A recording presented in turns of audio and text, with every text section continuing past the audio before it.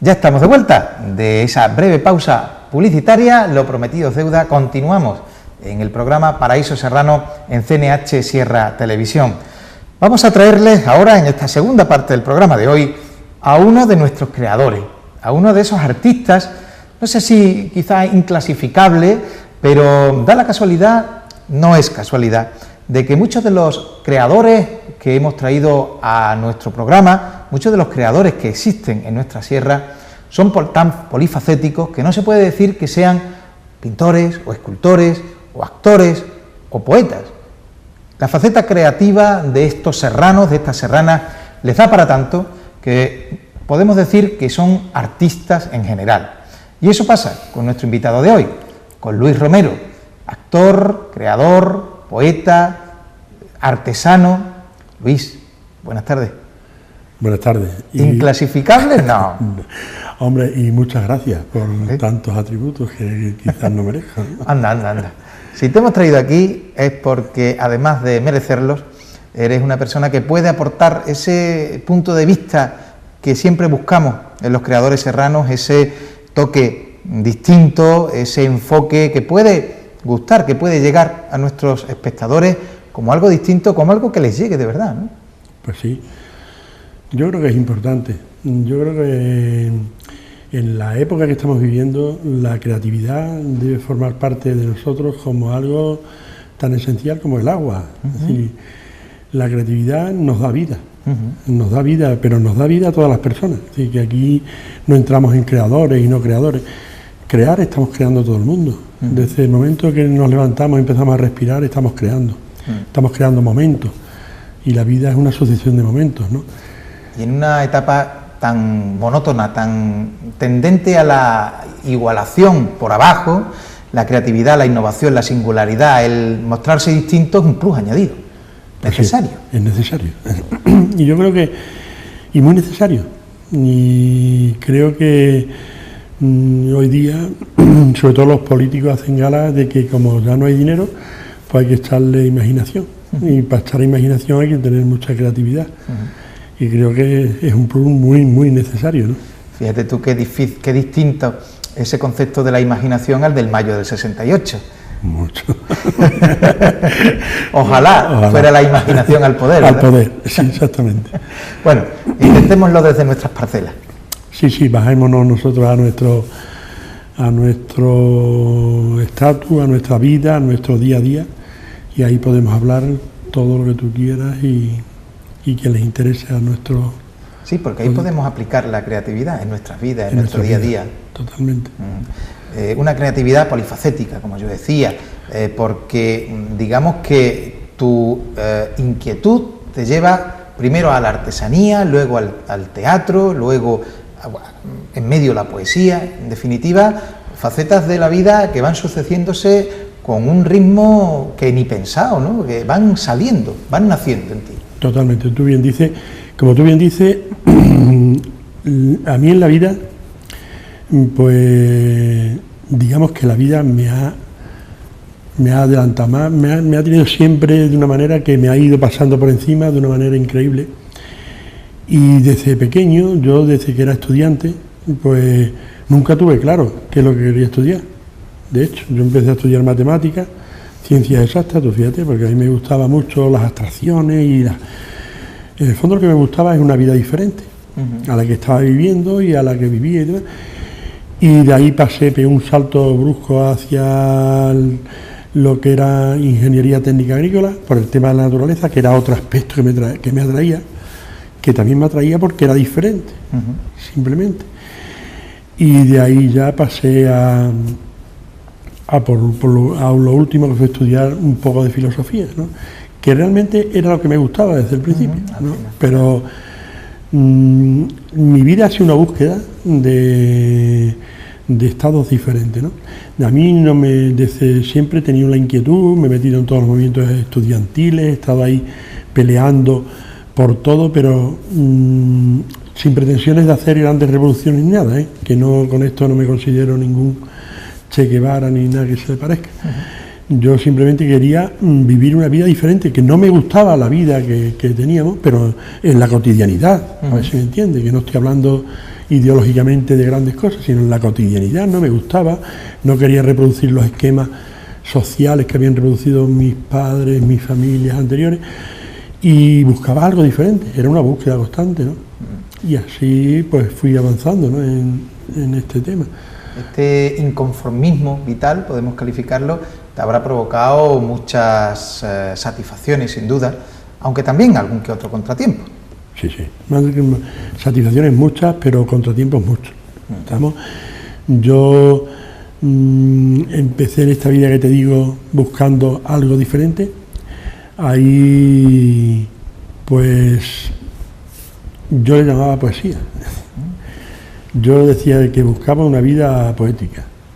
Y pues yo no me considero un poeta, sino me considero un buscador de la vida, un buscador de formas, un buscador de momentos, un buscador distante.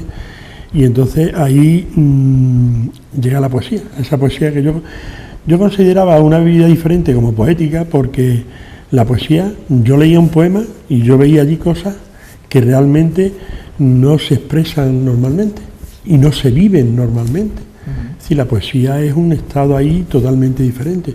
Y digo, pues este es el mío, ¿no? Este es el que yo quiero. ¿Te encontraste ahí? Ahí me encontré con la poesía. Y la verdad que lo he mantenido ahí. Lo he mantenido siempre ahí porque era un estado muy, muy fuerte, ¿no? Ya después un poco, pues, a través de la poesía, pues me metí en la artesanía, porque la artesanía sí que era una vida diferente. Era una vida muy tuya, de un contacto directo con la creatividad. Tú creas tus propias piezas, tú le transmites todas tus emociones y todas tus sensaciones a esas piezas, a la vez que las estás creando y las vas lanzando, ¿no? Las estás lanzando a la vida, ¿no? Y después por la forma de vida. ¿Por qué no? Porque la forma de vida del artesano, porque el artesano no es solo una profesión, es una forma de vida. Igual que el hombre de campo, el agricultor, es una forma de vida. Sí. Igual que todos nuestros antepasados que vivían del campo, por el campo y para el campo, no solo era un planteamiento económico, era más forma de vida que planteamiento económico. Casi de supervivencia. De supervivencia, totalmente. Pero en el fondo ellos no lo pensaban, pero era una forma de vida. Una forma de vida de la cual yo me alegro mucho que la viviesen, porque para mí esa es la sostenibilidad. El poder yo ahora decir, bueno, pues voy a intentar vivir como ellos, porque me han dejado un legado que me hace posible vivir como ellos, ¿no? Esa capacidad de ser artesano te hacía estar en contacto con la naturaleza, porque los materiales que tú has utilizado fundamentalmente han sido algo propio del terreno, el corcho sobre todo. ¿Cómo te planteabas utilizar, escoger esos materiales, darles forma? ¿Cómo vivías aquella artesanía vital? Pues mira, efectivamente yo he trabajado todo siempre con elementos naturales. Yo me gustaba mucho el corcho porque era un material muy noble. Digamos, para mí el alcornoque y el castaño son mis árboles por excelencia, ¿no? Coincidimos. Entonces, a partir de ahí, el alcornoque a mí me transmitía una seguridad, una fuerza, algo increíble, ¿no? Y el corcho, como no, digo, ya que hemos cometido esa historia de quitarle la piel, pues que esta piel no se quede por ahí, ni se queme, ni se destruya, ¿no? Vamos a darle forma y que viva, ¿no? Viva en otros momentos y en otros sitios y en otros lugares. Y claro, el corcho, ya digo, un material que lo ves tan débil, así, y qué fortaleza del corcho, ¿eh? Qué fortaleza del corcho. Sí. Y después los elementos que utilizaba, palitos de jara, de clavo. Entonces, estabas diciendo, bueno, pues con estos elementos que la naturaleza nos los da aquí, pues vamos a echarle un poquito de imaginación, porque yo no hacía más que nada, simplemente lo que hacía era hacer lo que habían hecho toda la gente aquí en la sierra toda la vida, coger un canuto de corcho y hacer una colmena. ¿Qué mayor artesanía que esa? Sí. ¿Cómo decir, voy a coger y cómo lo que me enseña la naturaleza? Porque es curioso, la naturaleza te enseñaba que las colmenas se hacían siempre en alcornoques, en los truecos de los alcornoques. Si las abejas, que son sabias como todos los animales de la naturaleza, las hacían ahí es porque era inífugo y porque además era un aislante perfecto para las abejas. Y nosotros lo que hemos hecho es copiar de ellos. Nuestros antepasados copiaron, hicieron un canuto para meter las colmenas, cogieron un cucharro para beber, una panera grande para lavar las tripas de corcho, y yo lo único que he hecho es copiar de ellos, aprender de ellos, que habían aprendido de la naturaleza, y simplemente ampliar, echar un poquito más de imaginación, y decir, ¿por qué no una lámpara? ¿Y por qué no un reloj? ¿Y por qué no una cajita? ¿Y por qué no? ¿Y por qué no? ¿Y por qué no? Simplemente, pero que no he inventado nada. Estaba todo inventado y estaba todo... Yo he creado sobre lo que ya existía. Sí, lo que pasa es que ese mérito quizás haya sido trasladar lo natural, lo que en la naturaleza tenía una utilidad determinada, a otros espacios, con lo cual se le ha dado otras formas, se le ha dignificado, se le ha integrado en la vida cotidiana del que no está en contacto con ellos, en la naturaleza. Totalmente. Y es curioso porque, ya te digo, si somos observadores, que yo, si algo me considero es un gran observador, de formación profesional más que nada, porque el teatro te obliga de alguna manera a estar constantemente observando y viendo y por qué se producen las cosas y preguntándote por qué, y ya llega un momento que te preguntas hasta por qué estás aquí, sentado, y por todo. Y entonces, a partir de ahí, yo me dedicaba el tiempo que estuve viviendo en el campo, porque yo estuve un tiempo viviendo en el campo. Cuando nació mi hijo yo me llevé me llevé 6-7 años viviendo en el campo, directamente allí, y me dedicaba como los griegos, a observar y aprender, pero no porque me lo hubiesen enseñado los griegos, me lo había enseñado Marcelino, el otro que estaban allí alrededor mía, gente de toda la vida del campo, y que ellos habían aprendido a vivir así, y ellos fueron para mí mis grandes profesores, ¿no? Una persona que tú le preguntas, a ver, Marcelino, que fue un gran amigo mío, un hombre de las Bereas, ya murió, pero siempre lo llevo conmigo. Yo le pregunto a Marcelino, ¿tú no te aburres todos los días de hacer el mismo recorrido, ir por los mismos sitios, pararte en la misma piedra, echar el cigarro en el mismo sitio, comerte el cacho de pan en el mismo sitio y volver a la misma hora? Y digo, y está haciendo lo mismo. Y él, en su forma y en su lenguaje, me decía, no, Luis, yo no hago todos los días lo mismo. Para mí todos los días son diferentes. Todos los días son diferentes. Claro, el hombre se dedicaba a ir observando y viendo esta planta por qué está aquí, esa oveja por qué no se come esa planta, esta oveja por qué no sé cuánto, oye, por qué está la nube aquella allí hoy. Y al final de la observación, tras observación, pues hacían teoría y aprendía. Eso es sabiduría pura. Sabiduría. Te enseñó más filosofía que la universidad. Totalmente. Esa universidad de la calle a la que tú siempre has acudido y que efectivamente hunde sus raíces en el humanismo, en la forma de ser de las personas. Y aquí, en la sierra, si tenemos algún tesoro, además de lo que es palpable en nuestros recursos turísticos y naturales y patrimoniales, es la gente. Son los serranos y las serranas. Totalmente. Para mí es el gran patrimonio. Es el gran patrimonio porque hay una sabiduría increíble que está ahí y que hay que recuperar, ¿eh? Porque la única forma es la expresión oral que tenemos para recogerla. Y yo soy un fanático de eso. Yo soy fanático de los cortijos, de sentarme en la candela con este y con el otro y a escuchar. Es decir, yo pongo, como yo digo, la grabadora, que es que me pongo la oreja para acá y la otra para acá, y a escuchar, porque son realmente los que nos enseñan. Porque los pueblos todos tienen una identidad que han ido formando con el tiempo, y es gracias a eso, a esa información que ellos han tenido de sus padres y demás, que han ido respetando, porque verdaderamente son sostenibles, son gente muy sostenible, una sostenibilidad increíble. Antes de que se inventara el famoso término. Totalmente, me hace mucha gracia cuando lo escucho, pero de verdad, ahí es donde realmente aprendemos. Yo por lo menos, para mí, Yo siempre lo digo, la gran universidad para mí ha sido la vida, y los títulos más increíbles son los que me ha dado la vida, y los otros títulos como que los he rechazado un poco, incluso he hecho quemas simbólicas de títulos, ¿sabes? Como un desagravio a todo eso que me han metido ahí con calzador. Con calzador. La fuerza. Pero lo que pasa es que esa sabiduría, ese saber hacer de nuestros antepasados no está suficientemente valorado. Yo recuerdo que en alguna charla, en alguna ponencia que hemos hecho, en algún congreso, jornada sobre turismo, la primera diapositiva con la que yo empezaba, le decía a los participantes, os voy a enseñar lo que para mí es el mejor, más auténtico y genuino recurso turístico de la sierra. Y le ponía una fotografía de un viejo y de una vieja de la sierra. Totalmente. Y decían, ¿cómo? ¿Eso qué es? Digo, mira, esos son los verdaderos hacedores. Totalmente. De todo cuanto voy a contaros a continuación. Pues muy bien. Habría que dignificar esa labor, ¿verdad? Totalmente. Yo creo que sí.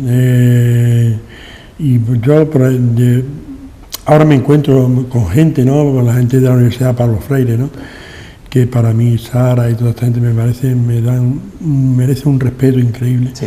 Pues están haciendo una labor increíble y una labor muy, digamos, amarga, ¿no? En el sentido de que nadie les reconoce cuando realmente está todo ahí, como tú dices, ¿no? Sí. Está todo ahí. Ellos están tratando de recuperar todo esto. Hace poco tuve una reunión con ellos, ahí mantenemos el contacto y sería muy interesante, ¿no? Sería muy interesante. Yo, como el otro día asistí a una mesa redonda en Huelva sobre turismo también. Ahora estamos con el tema de los barcos estos, de los cruceros que van a llegar a Huelva. Se montaba una mesa redonda y claro, allí llegaba una serie de gente, unos eruditos totales de todo lo que es pues el tema, estudios de mercado, segmentación, una cosa datos increíble, turísticos, pernoctaciones, que son muy válidos, que yo no, sin duda. Para que una naviera como la que estaban allí funcione es porque tienen gente como ellos, ¿no? De una profesionalidad increíble, que yo todo mi respeto. Pero claro, yo me venía a mi mundo y yo decía, qué ganitas tengo de hacer una mesa redonda, pero alrededor de una chimenea, con un puchero de café y con, yo qué sé, 4 o 5 personas del lugar que nos cuenten cómo pasaban las noches de invierno con el talabartero que se lo llevaban allí a su casa, a su cortijo, a pasar 15, 20 días, lo que hiciese falta, les reparaba todos los aperos, las armas, las sobrearmas, los lomillos, todo reparado, preparado, y el hombre lo que cobraba era nada y menos, pero estaba allí mantenido y comido, y aparte le daban algo al hombre y todo el mundo se aviaba, que es que me encantaba eso, de todo el mundo nos aviamos, claro que nos aviamos. Resolver, que dicen los cubanos, pero nosotros el aviarnos. El aviarnos. Todas estas inquietudes que reflejas en tus palabras te llevan a buscar, como decías antes, otras vidas, otras realidades, porque la que ves a tu alrededor no te satisface, estás disconforme con ellas, ¿no?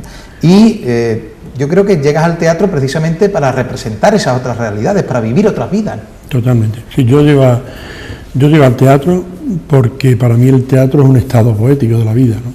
Es un estado poético por excelencia, ¿no?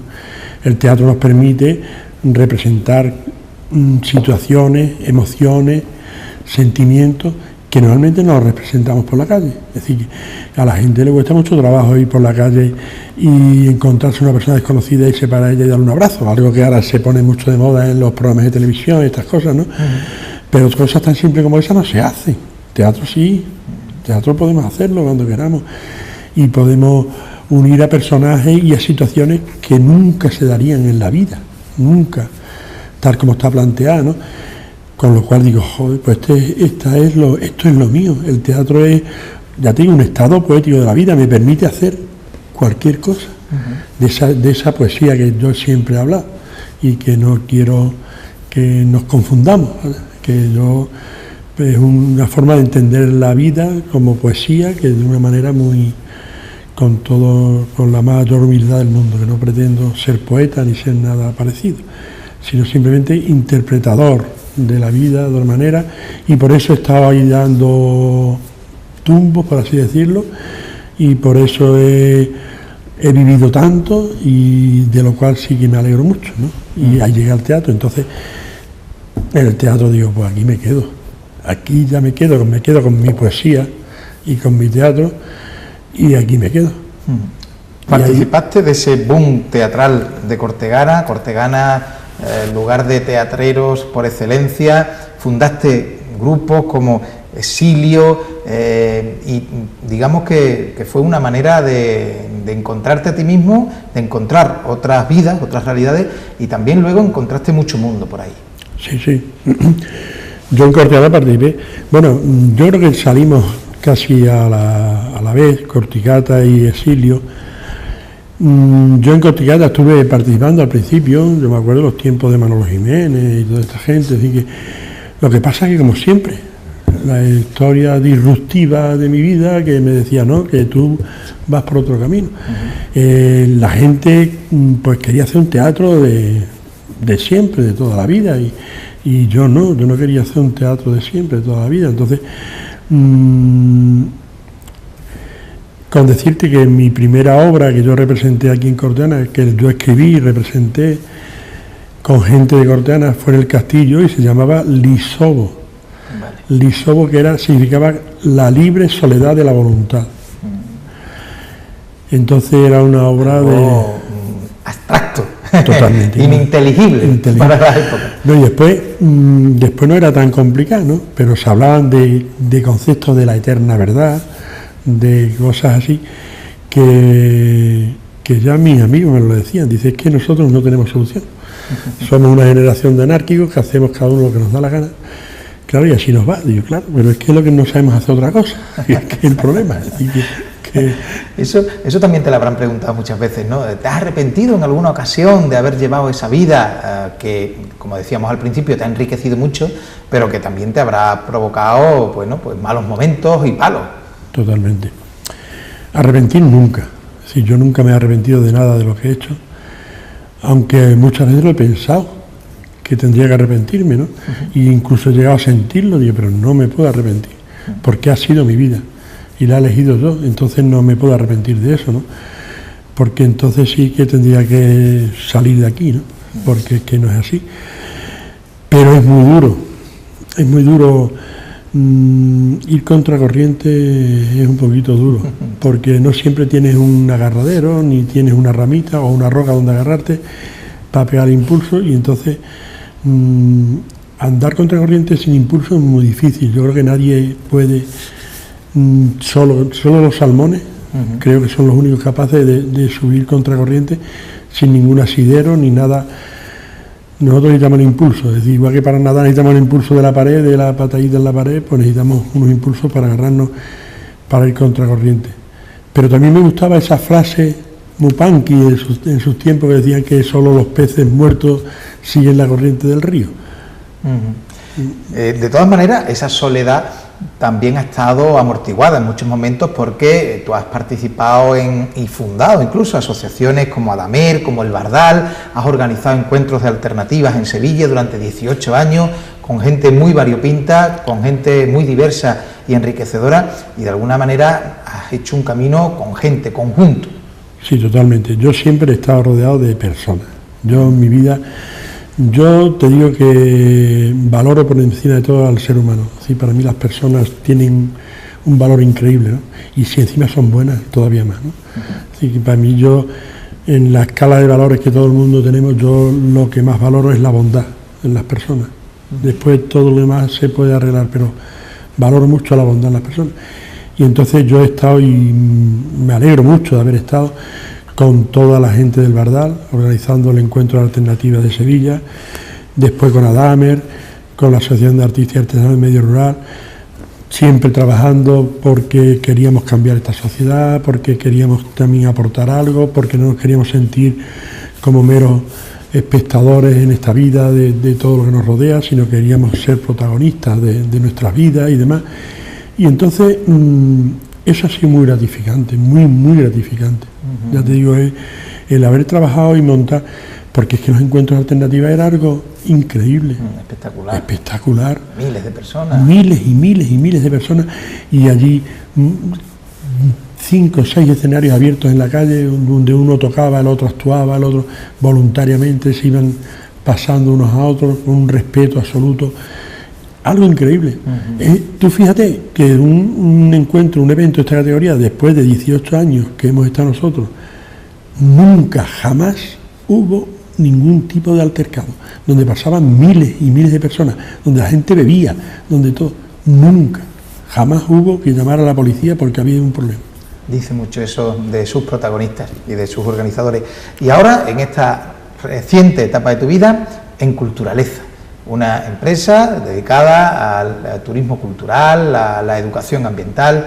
Alguien puede pensar que pueda ser algo incongruente con tus etapas anteriores, pero quizás la posibilidad de seguir creando en Culturaleza, en libertad y con una plasmación en la vida real, te gratifica también igualmente. Totalmente. Como tú bien dices, Antonio, yo no me siento con una incongruencia en Culturaleza, al contrario, yo creo que cuando los compañeros y socios y amigos de Culturaleza llegaron a mí, porque ellos son realmente los que sacaron la idea a través de un máster que hicieron ellos y demás, y se les ocurrió la idea de montar Culturaleza. Yo entonces estaba pues con mis asociaciones, montando mis actividades, mis bolos, mis cosas, pero era el momento que yo había dejado el Bardal.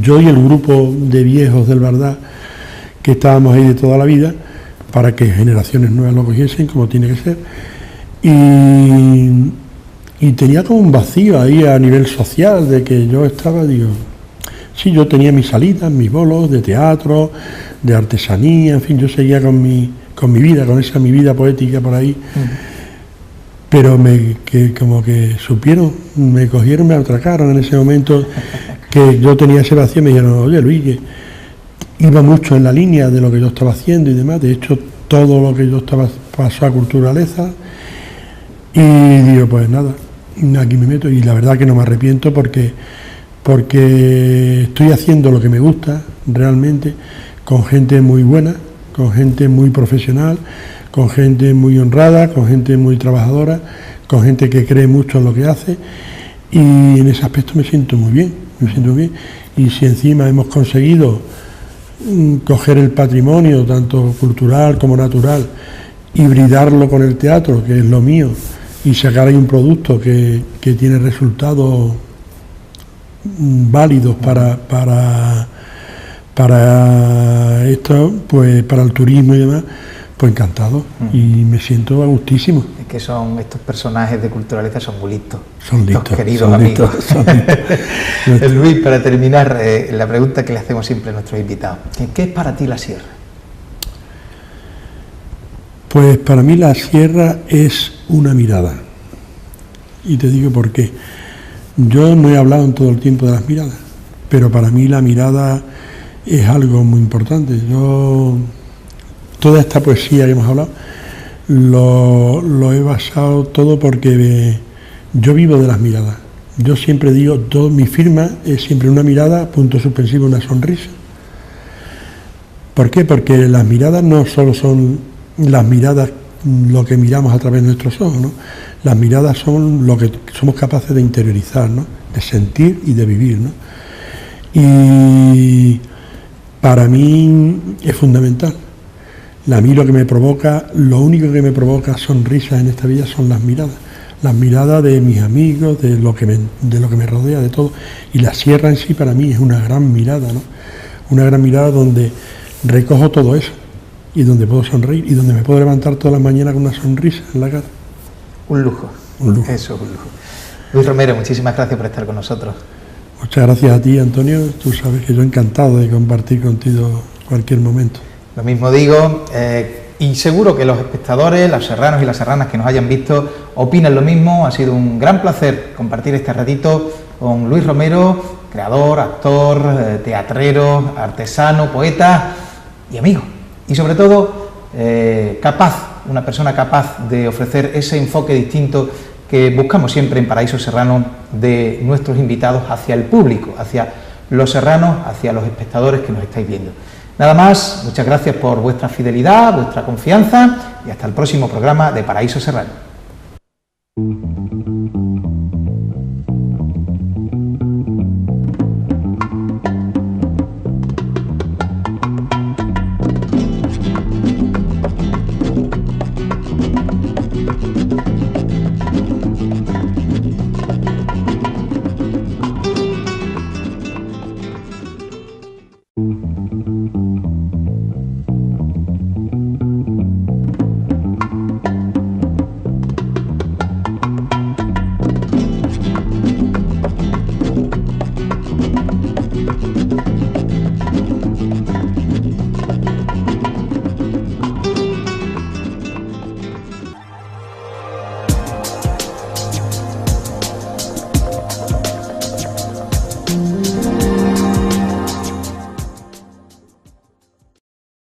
Ciencias exactas, tú fíjate, porque a mí me gustaban mucho las abstracciones y en el fondo lo que me gustaba es una vida diferente a la que estaba viviendo y a la que vivía y demás.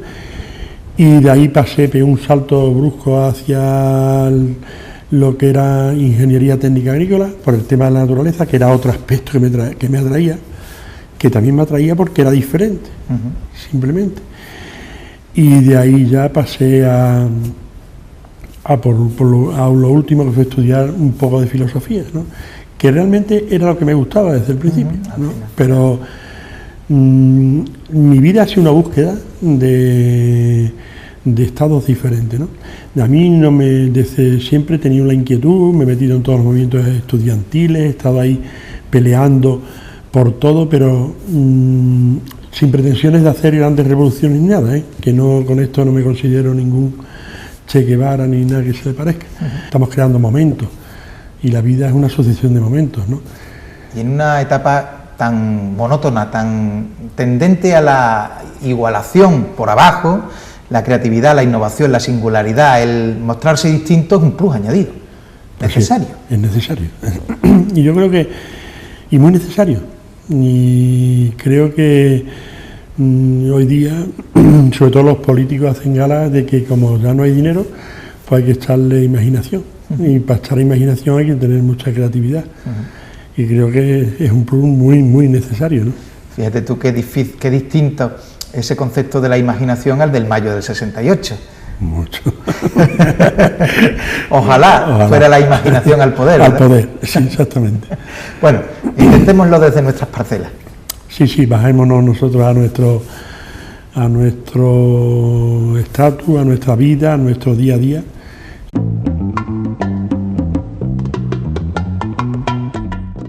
Ya estamos de vuelta de esa breve pausa publicitaria, lo prometido es deuda. Continuamos en el programa Paraíso Serrano en CNH Sierra Televisión.